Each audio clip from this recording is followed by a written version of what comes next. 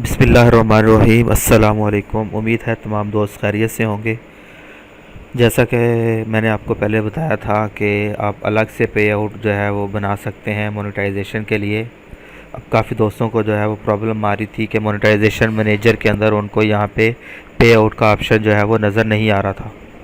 तो उसके लिए ये मैं आपको गाइड करूँगा कि किस तरह से आपके पास यहाँ पे जो है वो पे आउट का ऑप्शन जो है वो शो होगा। उसके लिए सिंपल आपने अपने बिज़नेस मैनेजर के अंदर आ जाना है। बिज़नेस मैनेजर में आने के बाद आपने बिज़नेस सेटिंग पे क्लिक करना है।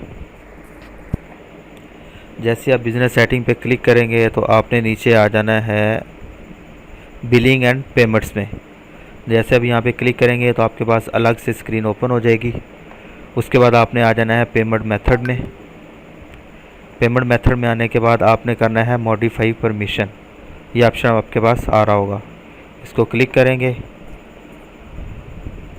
क्लिक करने के बाद आप असाइन कर लेंगे, इसको करेंगे नेक्स्ट, इसको करेंगे डन।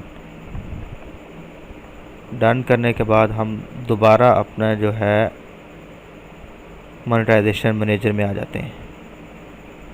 जैसे ही हम मोनेटाइजेशन मैनेजर में आएंगे तो हमारे पास यहाँ पे जो है वो पे आउट का ऑप्शन शो हो जाएगा।